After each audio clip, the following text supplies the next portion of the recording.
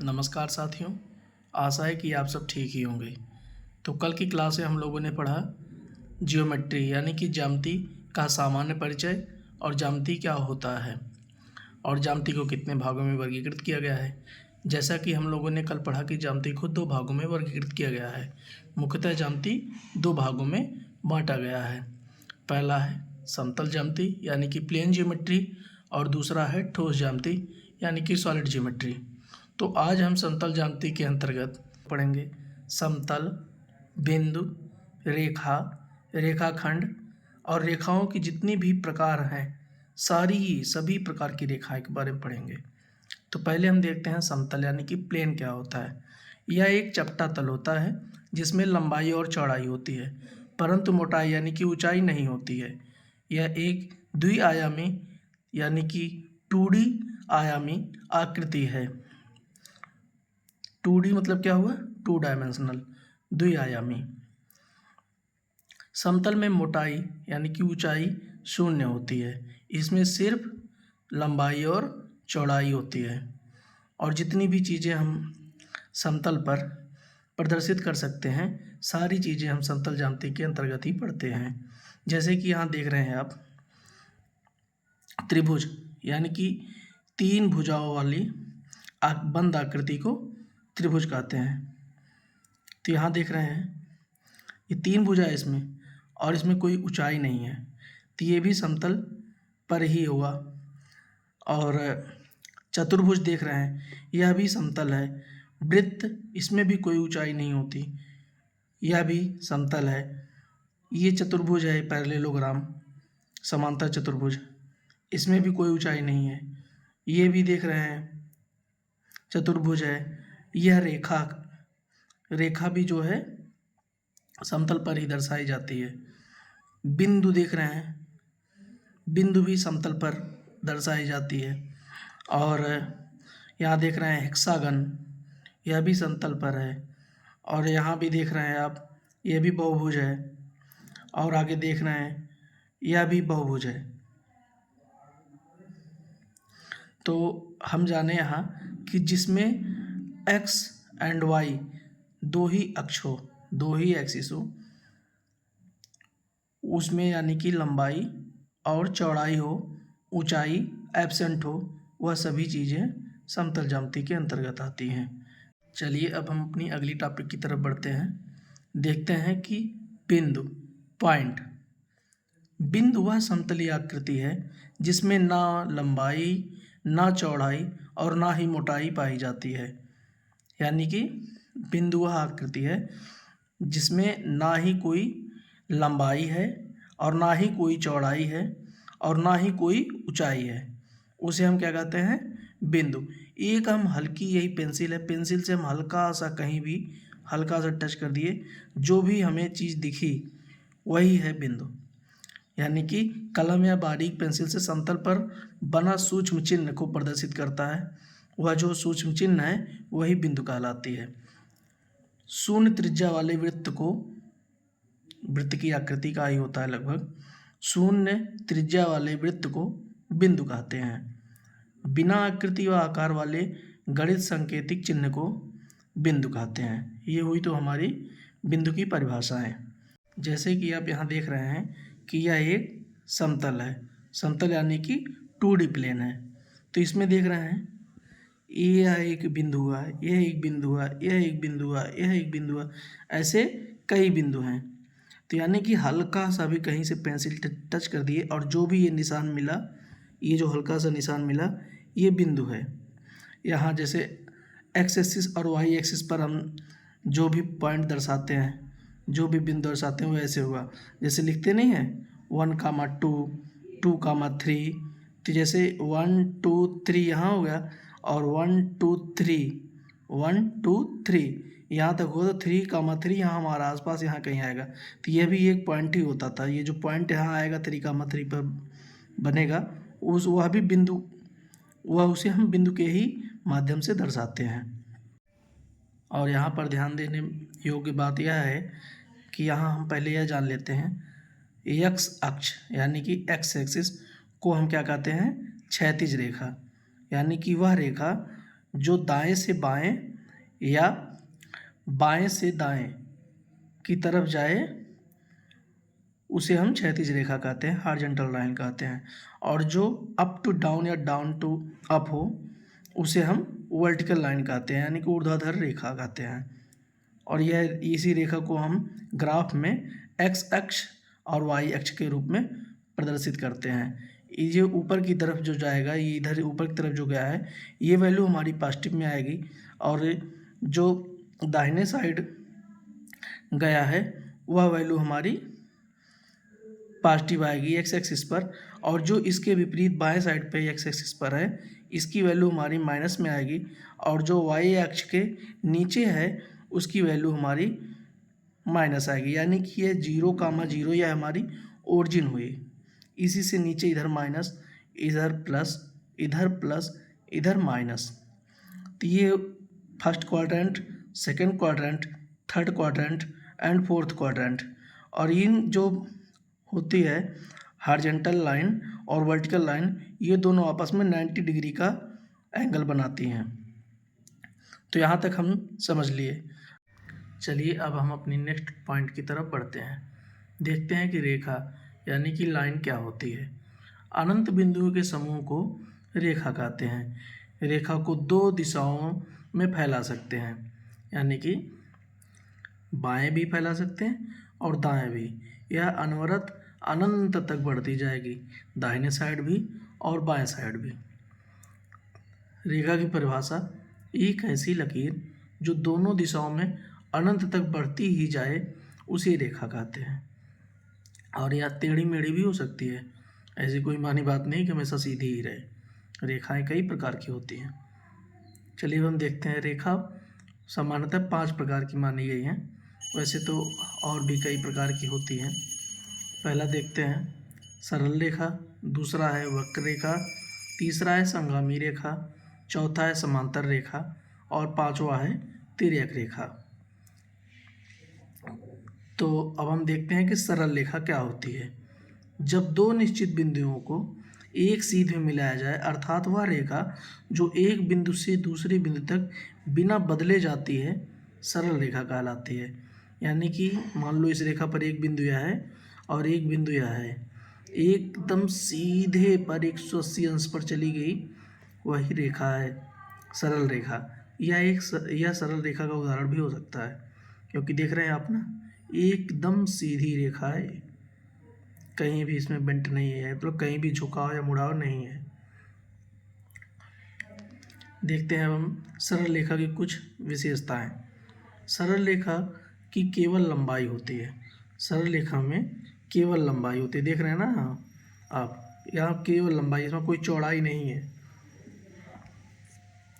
वो जो भी चौड़ाई आपको दिख रही थोड़ा सा पॉइंट में होगा या mm में, लेकिन वो मानी नहीं जाती, क्योंकि रेखा की कोई चौड़ाई नहीं होती, वह केवल लंबी होती है। इसमें चौड़ाई और मोटाई का गुण नहीं पाया जाता है। चौड़ाई मतलब ये हो गई लंबाई और ये इधर हो गई चौड़ाई, और मोटाई यही ऊंचाई को कह रहे हैं, यानी कि चौड़ाई और मोटाई का गुण नहीं पाया जाता है। सरल रेखा पर असंख्य बिंदु स्थित हो सकते हैं। ये देखिए, ये सरल रेखा है ना, इसे पता नहीं कितने बिंदु भी हम गिन नहीं सकते, लेकिन अब अभी इतना ही नहीं गिन पा रहे हैं हम, और जब ये और बड़ी हो जाएगी, मतलब जितना हम सोच भी नहीं सकते उससे भी ज़्यादा बड़ी होती है सरल रेखा। क्योंकि सरल रेखा वह रेखा है जिसमें कोई अंत बिंदु नहीं है। अंत बिंदु मतलब कोई स्टॉपेज नहीं है, इधर स्टॉपेज हो या फिर इधर स्टॉपेज है, ये अनवरत दोनों दिशाओं में दाएं बाएं बढ़ती चली जा रही है। और एक सरल रेखा पर असंख्य बिंदु होते हैं। असंख्य मतलब जिनकी गणना ना की जा सके, यानी कि अनंत, जिनका अंत भी ना हो। अगली पॉइंट देखते हैं अपना। किसी सरल रेखा के निर्माण के लिए न्यूनतम 2 बिंदुओं की आवश्यकता होती है, यानी कि कोई एक इनिशियल पॉइंट ले लिए, कोई फाइनल पॉइंट ले लिए, दोनों को मैच कर दिए और फिर उसी को हम दोनों दिशाओं में नौरत ऐसे बढ़ा दिए, इधर एरो लगा दिए, यानी कि लगातार बढ़ने का सिंबल इधर हो गया, लगातार बढ़ने का सिंबल ये हो गया। अगली पॉइंट हम देखते हैं। दो बिंदुओं से केवल एक रेखा गुजरती है, यानी कि एक पॉइंट मान लो यहाँ हो गया, एक पॉइंट यहाँ हो गया, तो दो बिंदुओं पर केवल एक ही रेखा गुजरेगी, ओवरलैप कोई रेखा नहीं गुजरती है। यानी कि चाहे किस पे कोलिनियर कर दें, ये इसमें कोलिनियर का ही पॉइंट है ना, जैसे यहाँ देख रहे हैं ना कि एक रेखा के ऊपर से चढ़कर कोई रेखा मतलब दो पॉइंट से होकर एक रेखा ही गुजरेगी, उसके अलावा और रेखाएं नहीं गुजर सकती। अब अगला हम देखते हैं, एक बिंदु से अनंत रेखाएं गुजरती हैं। जैसे कि ये हो गया, एक बिंदु हो गया ना, अनंत रेखाएं गुजरती है। देखो एक इधर से आई, इधर से भी गई, इधर से भी इससे निकल गई, इधर से भी आई गई, इससे निकल गई, मतलब एक बिंदु से अनंत रेखाएं गुजरती हैं। ये एक बिंदु के अनंत, इसकी कोई गणना ही नहीं कि कितने कितने कोण पे, कितने एंगल पे कौन सी रेखा है और निकल जाए। जैसे कि हम लोग जानते हैं ना, वृत्त के अंदर या फिर जो है चतुर्भुज के अंदर 360 अंश होता है अंतःकोणों का मान। तो ये नहीं है कि प्रत्येक डिग्री पर केवल एक एक रेखाएं ही गुजरेंगी, यानी कि सब 360 ही रेखाएं गुजरेंगी। अनंत रेखाएं गुजरती हैं। कितने माइन्यूट में डिग्री की गणना की जाती है, इसका अंदाजा आंसर नहीं लगा सकते।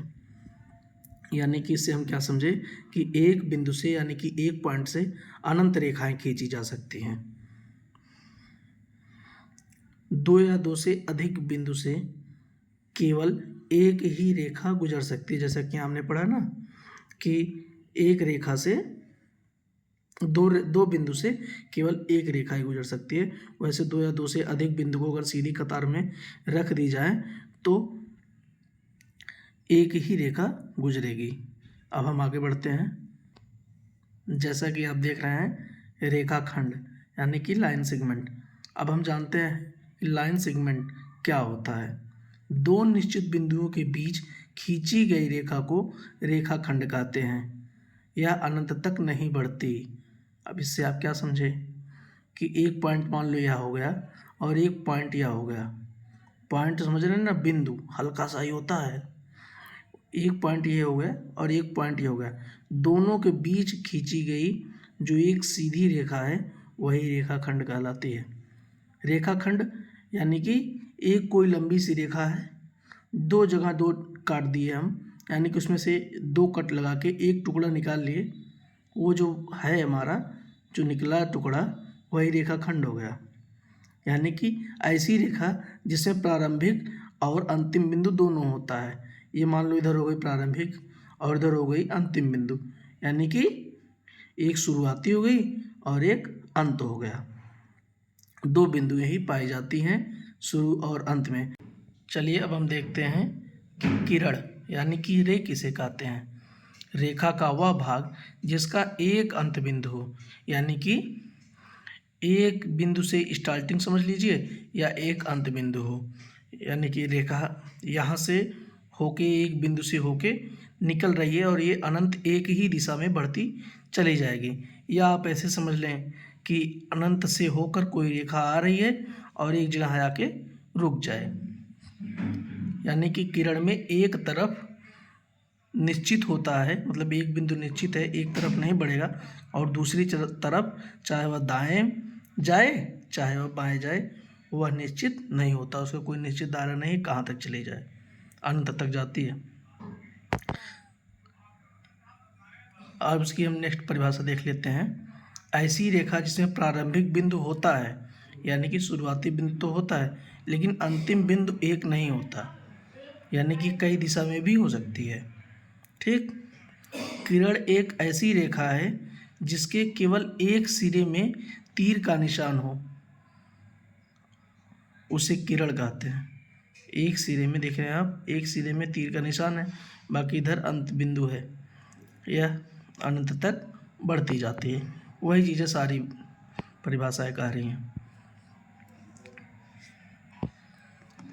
संगामी रेखाएं यानी कि कॉन्करेंट लाइंस। एक ही तल पर खींची गई तीन अथवा अधिक रेखाएं जो एक दूसरे को केवल एक ही बिंदु पर प्रतिच्छेद करती हैं अथवा एक ही बिंदु से गुजरती हैं संगामी रेखाएं कहलाती हैं। और प्रतिच्छेद बिंदु संगमन बिंदु कहलाता है। यानी कि जो प्रच्छेदन बिंदु है, ये जहाँ काटी हैं रेखाएं एक दूसरे को, यह संगमन बिंदु है। अब ये परिभाषा में कहा क्या रहा है, पहले हम इसको समझते हैं। एक ही तल पर खींची गई 3 अथवा अधिक रेखा, यानी कि 3 हो या 3 से अधिक, 3 से कम नहीं हो सकती, 3 अथवा अधिक रेखाएं जो एक दूसरे को केवल एक ही बिंदु पर प्रच्छेद करती हैं, यानी कि एक दूसरे को एक ही बिंदु पर काटती हैं। जैसे कि देख रहे हैं यहाँ 3 रेखाएं हैं ना, 1 है, 2 है, 3 रेखाएं हैं। ये इधर भी गई है, इधर भी गई है और इधर भी गई। ये रेखा ही ऐसे काट के चली गई। दूसरी रेखा इधर ही काट के चली गई, तीसरी रेखा का ऐसे काट के चली गई।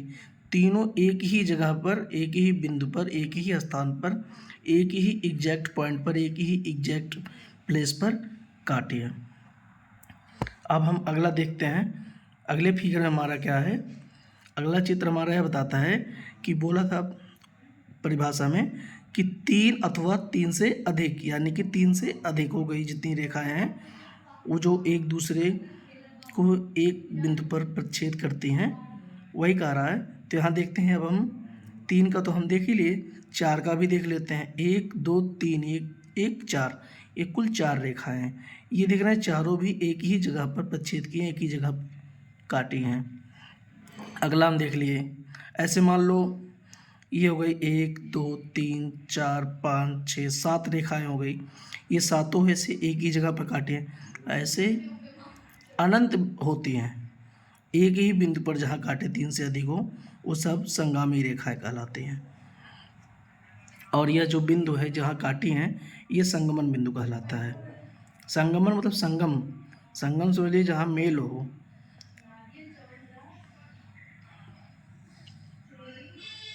अगला हम देखते हैं कि वक्र रेखा, यानी कि कर्व लाइन किसे कहते हैं।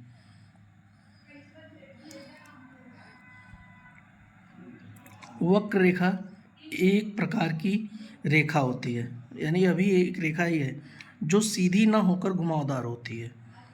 यह बिना किसी तीखे मोड़ के निरंतर और सुचारू है, यानी कि ये अचानक से नहीं मुड़ती ऐसे, ये हल्का से घुमावदार होती है। यानी कि सर्पिल पथ, जैसे आप सांप को देखें ना, सांप जैसे चलते हैं ऐसे होते चलते हैं ना, तो ये सर्पिल पथ, उसमें एक निश्चित कोण होता है, एक निश्चित कोण पर ही वह अपने शरीर को जैसे सांप घुमाता है, वैसे ही यह रेखा भी होती है, एक निश्चित दायरे में एक निश्चित अंश पर अपने आप को घुमाती हुई जाती है। वक्र रेखा ऐसी रेखा है जिसके प्रत्येक बिंदु पर उसकी दिशा में किसी विशेष नियम से ही परिवर्तन होता है। जैसे कि हमने बताया ना कि जब वह मुड़ेगी तो जिस दिशा में मुड़ेगी उसका एक नियम होगा, ऐसा नहीं अचानक से मुड़ जाएगी, वो नियम के आधार पर ही चलती है। 2 या 2 से अधिक बिंदुओं के बीच में किसी निश्चित दूरी व निश्चित दिशा में क्रमबद्ध तरीके से घुमाव की प्रवृत्ति ही वक्र है। यानी कि निश्चित दूरी पर, जैसे एक पॉइंट हो गया, एक पॉइंट हो गया, एक पॉइंट हो गया, यहाँ से हल्का सा घूम रहा है, तो जो है ये तीनों पॉइंटों के बीच में जो दूरी हुई वह निश्चित है, और उसी निश्चित बिंदु से होकर, एक बिंदु से होकर दूसरे बिंदु पर जितना अंश का कोण का झुका हुआ उतना अगले पर हुआ, ऐसे ऐसे वह ही घूमता है। एक उसका एक मेथड होता है, उसी हिसाब से चलता है, उसी प्रक्रिया पर चलता है। जैसा कि आप सब देख रहे हैं हमारे सामने वक्र रेखा की कुछ उदाहरण हैं। यह देख रहे हो ना, एक हो गई, एक ऐसे ऐसे जगह एकदम सांप के तरीके से गया है, एक यह भी देख रहे हैं आप सांप के तरीके से गया है, एक ये पैराबोला है, ये भी पैराबोला है, ये सी भी हमारा पैराबोला टाइप ही है, ये सर्कल है, ये इलिप्स है अंडाकार, ये वाश टाइप है जो घर में सजावट के लिए लगता है ना, ऐसे है ना सुराही टाइप, और ये वाटर ड्रॉप टाइप है। ये सारी चीज़ें, और ये हल्का सा ऐसे से घुमावदार है, कोई तीखे मोड़ नहीं है इसमें। ये सारे जो है हमारे वक्र रेखा के उदाहरण हैं। अगला है टेढ़ी मेढ़ी रेखा, यानी कि जिगजैग लाइन। ऐसी रेखा जिसमें तीव्र कोणों यानी कि तीखे कोण पर जुड़े सीधे खंड होते हैं। खंड, यहाँ खंड से मतलब रेखा खंड समझिए। यह रेखा डब्लू के आकार की होती है। जिगजैग एक ऐसी रेखा है जिसमें डब्लू की सतत श्रृंखला की तरह कोणों की एक श्रृंखला होती है। यानी जैसे आप देख रहे हैं कई सारे डब्लू आपस में जुड़े हुए हैं। ये इतना एक डब्लू हुआ, ये फिर यहाँ से एक ये डब्लू हुआ, उल्टा भी देख सकते हैं। ये यहाँ तक एक डब्लू हुआ, ऐसे यहाँ से यहाँ तक एक, फिर इतना खींचेंगे फिर एक डब्लू हमारा कंप्लीट हो जाएगा। जैसे कि देख रहे हैं इसमें तीखे कोण यानी कि डायरेक्ट मोड़ होते हैं। अचानक से ऐसे गई, तुरंत एक जितने अंश पर मोड़ना है उसको मुड़ जाएगी, फिर आगे जितना अंश है मोड़ना है उसको डायरेक्ट मुड़ जाएगी। अरे वो अपने हिसाब से नहीं मुड़ती, हम लोग मोड़ते हैं, जहाँ हमें ज़रूरत होती है जितना उसी हिसाब से खींचते हैं। जैसे कि यहाँ देख रहे हैं ये भी जो है जिगजैग लाइन ही है, ये भी डब्लू शेप में है, वी शेप में हो, सब सारी जो होती है जिगजैग लाइन होती है। हमारी अगली टॉपिक है समांतर रेखाएं, पैरेलल लाइंस। ऐसी रेखाएं जो अनंत तक आपस में नहीं मिलती तथा इनके बीच की न्यूनतम दूरी सदैव समान होती है। यानी कि वह रेखा जो अनंत तक, यानी कि यहाँ से शुरू हुई यहाँ तक ऐसे सीधे चली गई और उसके ही बगल में ऐसी रेखा दूसरी निकली, वह भी उसके साथ साथ ही जा रही है और दोनों के बीच की दूरी जो है समान है। जैसे मान लीजिए यहाँ भी 1.5 मीटर है इतनी दूरी में और यहाँ भी वही दूरी समान 1.5 मीटर ही रहेगी। वो दोनों रेखाओं को आपस में समांतर रेखा कहते हैं। ऐसे दो ही, निश्चित बात नहीं है कि दो ही रेखाएं जो आपस में समांतर हो, इसके बगल से एक और रेखा गई, उसके भी आपस में बीच की दूरी उतनी है जितना है इसमें 1.5 मीटर। तो ऐसे कई रेखाएं आपस में हो सकती हैं, सारी की सारी समांतर रेखाएं ही कही जाएंगी। और समांतर रेखा ही ऐसी रेखा है जो अप्रतिच्छेदी रेखा कहलाती है। यानी कि यह रेखा और ये रेखा आपस में कहीं भी एक दूसरे को चाहे जितनी भी दूर चली जाए काटती नहीं। यानी कि दोनों के बीच की दूरी जब समान रहती है तो जब एक दूसरे से न तो सटेंगी और ना तो दूर जाएंगी, बराबर में चलेंगी, तो अप्रतिच्छेदी की रेखा ही हुई। एक परिभाषा इसकी और है, जब दो रेखाओं के बीच की दूरी शुरुआत से लेकर अंत तक समान होती है तो उन रेखाओं को समांतर रेखा कहते हैं। समांतर रेखा जैसे एक रेखा हो गई एल, एक रेखा हो गई एम, तो एल और एम को पैरेलल दिखाने के लिए हम डबल लाइन ऐसे सटा के लगाते हैं, उसको हम एल पैरेलल टू एम दर्शाते हैं, इसको ऐसे ही डिनोट करते हैं। अगला है हमारी तिर्यक रेखा, ट्रांसवर्सल लाइन।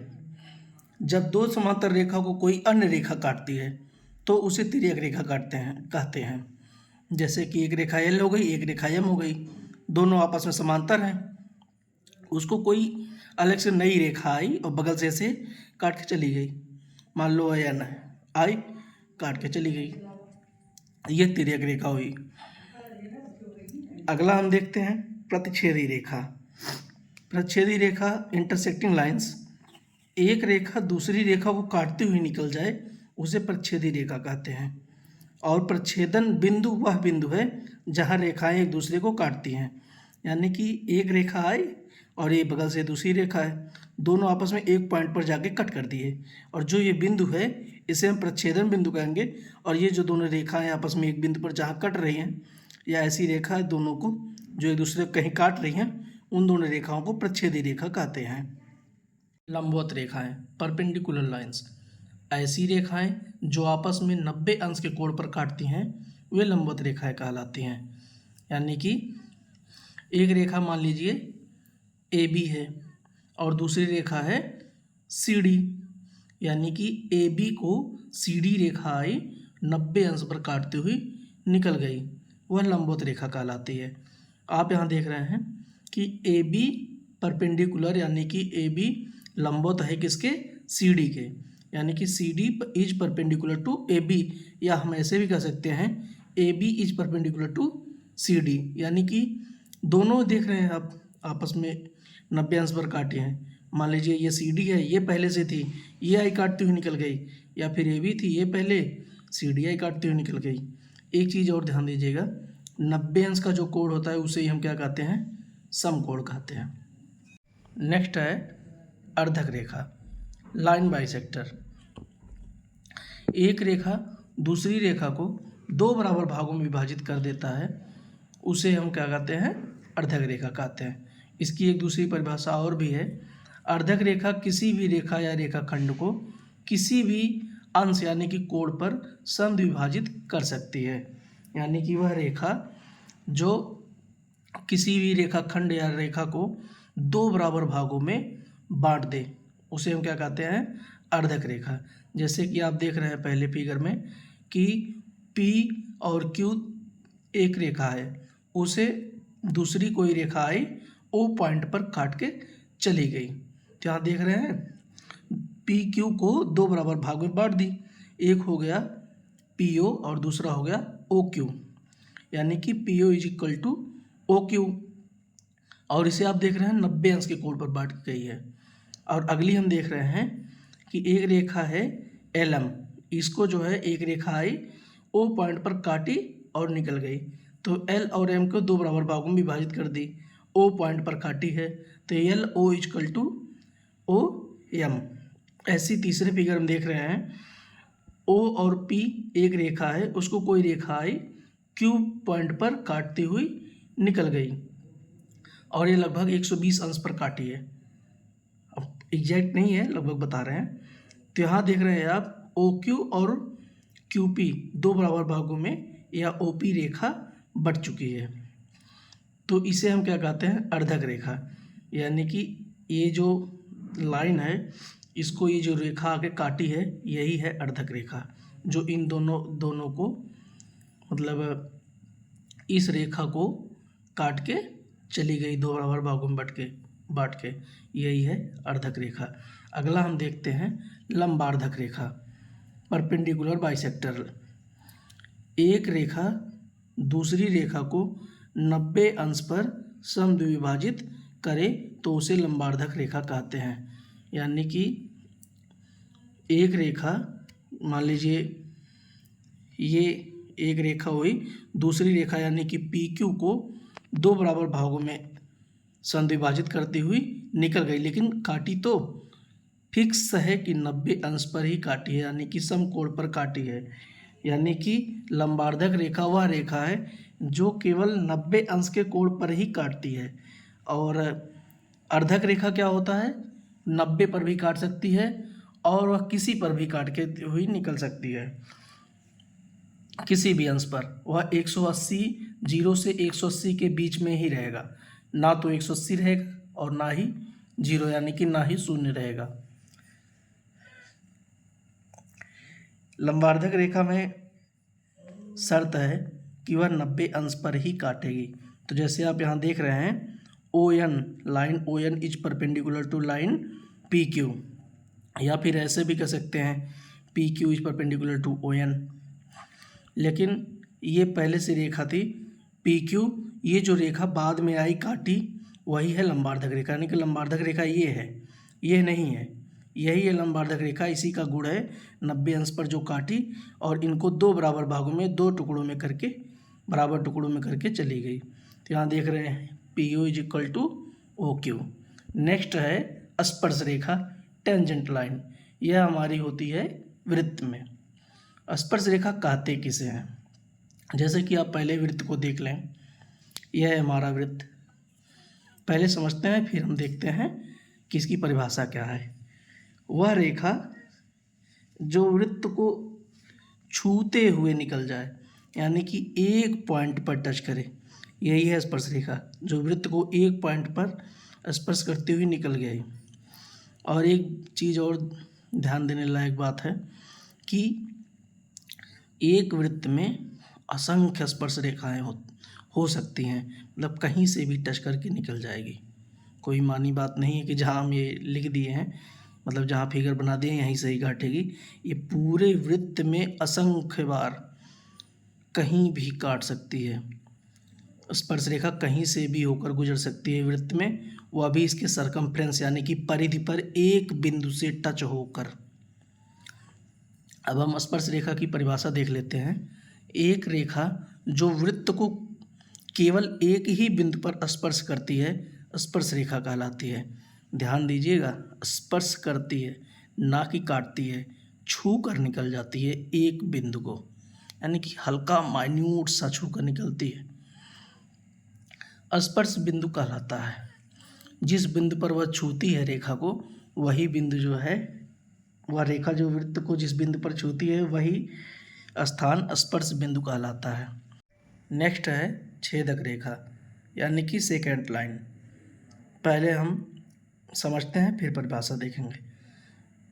जैसे ये देखिए वृत्त है, छेदक रेखा वह होती है जो वृत्त के परिधि को, मतलब वृत्त है ये, इसके परिधि पर दो बिंदुओं से होकर या दो बिंदुओं को काटती हुई निकल जाए, यानी कि वह रेखा जो वृत्त को दो भागों में बांटती हुई निकल जाए, या भी कह सकते हैं। जैसे कि आप देख रहे हैं एक पॉइंट यहाँ हो गया और एक पॉइंट तो यहाँ हो गया, इसके परिधि पर वृत्त के सर्कमफ्रेंस पर यह दो ही जगह कट की है, तो इसे हम क्या कहते हैं, छेदक रेखा कहते हैं। अब हम इसकी परिभाषा देख लेते हैं। वह रेखा जो वृत्त को दो भिन्न बिंदुओं पर काटती है छेदक रेखा कहलाती है, यानी कि वृत्त के परिधि पर दो भिन्न बिंदु, एक ये हो गई, एक ये हो गई, एक ये हो गई, एक ये भी हो सकती है, यहाँ भी हो सकती है, यहाँ भी हो सकती है, यहाँ भी हो सकती है, ऐसे अनंत केस बन सकते हैं, यानी कि अनंत छेदक रेखाएं वृत्त के सर्कमफ्रेंस पर दो बिंदुओं से कहीं से भी काटती हुई निकल जाएंगी। यह कोई निश्चित नहीं है कि यहाँ खींच दी गई लाइन तो यहीं से ही होके जाएगी, वृत्त पे ऐसे भी जा सकती है, ऐसे भी जा सकती है, ऐसे भी जा सकती है, चाहे जैसे जैसे आपका मन हो वैसे खींच दें, बस दो बिंदुओं से काटती हुई सीधी निकल जाए सरल रेखा, वही छेदक रेखा कहलाती है। अगली क्लास में हम लोग पढ़ेंगे कोण तथा उनके प्रकार। तो आपको यह क्लास कैसी लगी, आशा है कि पसंद आई होगी। कमेंट बॉक्स में अवश्य बताइएगा। अपना बहुत ख्याल रखिएगा। तब तक के लिए धन्यवाद।